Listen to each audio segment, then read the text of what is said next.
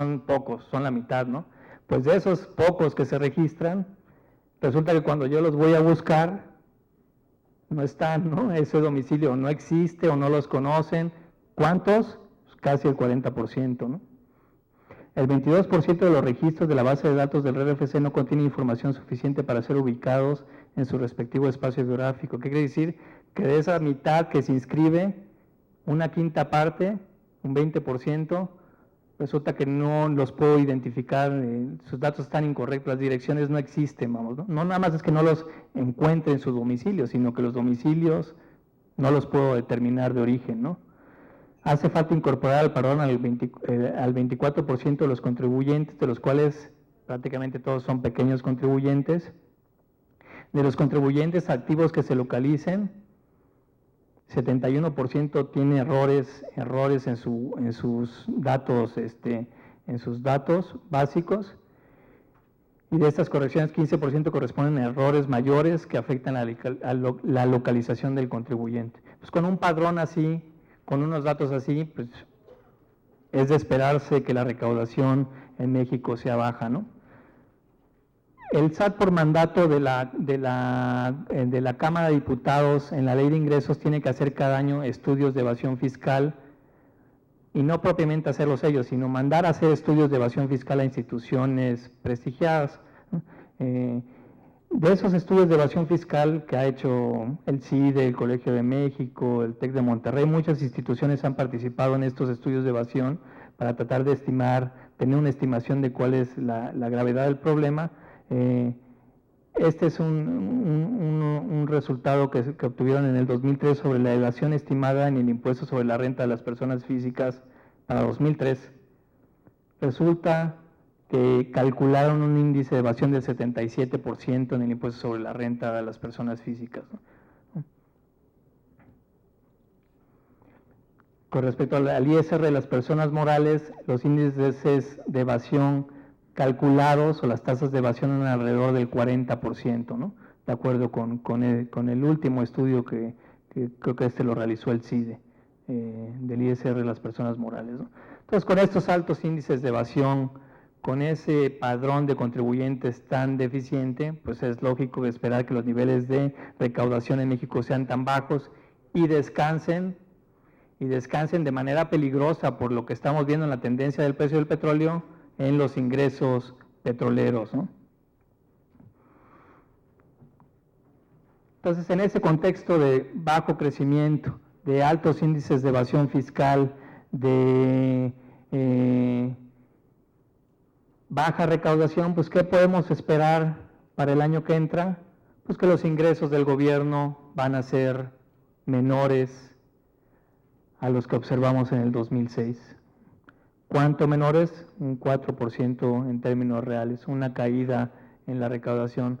Hay que tener cuidado porque, por supuesto, que el comparativo que conviene hacer es comparar contra la Ley de Ingresos del 2006. Dices, mira, los ingresos en el 2007 del gobierno van a ser mucho mayores.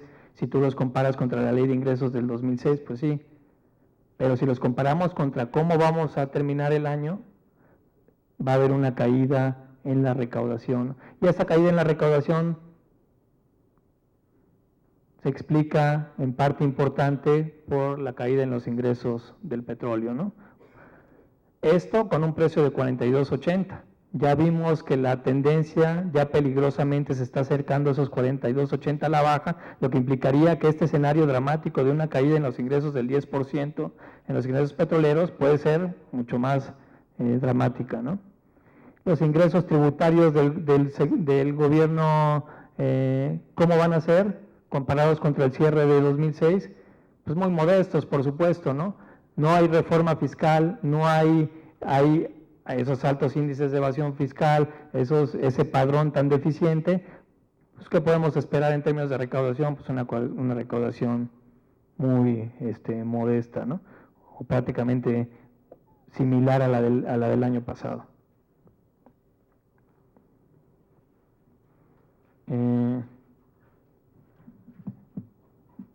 Muy rápido les explico qué fue lo que ocurrió en términos de lo que presentó el gobierno y las modificaciones que se hicieron en la Cámara de Diputados en términos de la Ley de Ingresos.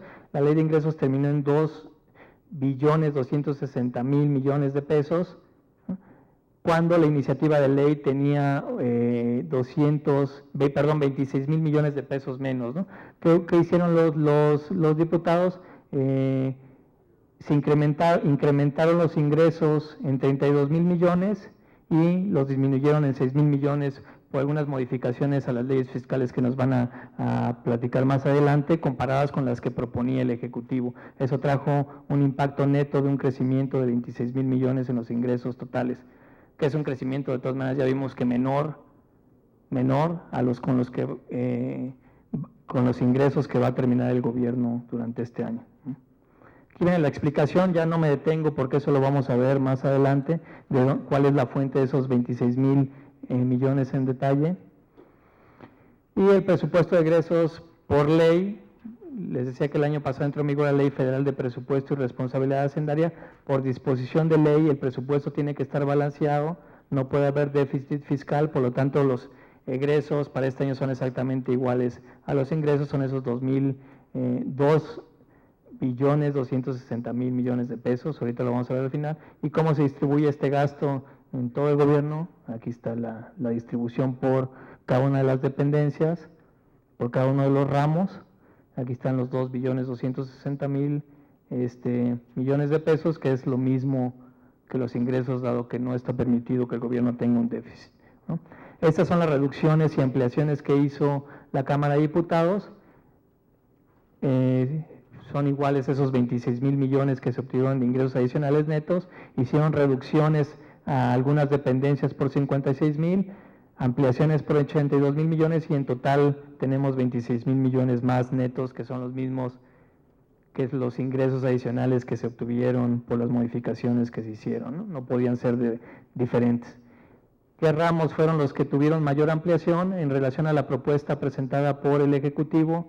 La parte de agricultura, comunicaciones y transportes por la cuestión de carreteras, la de educación, acuérdense la discusión esta que se generó con la Universidad Nacional, se vieron obligados a aumentar el presupuesto a la educación, desarrollo social.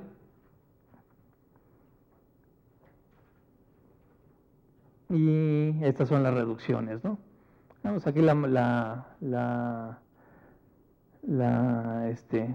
una disminución en la deuda, etcétera, ¿no? Ahí están las adecuaciones al presupuesto.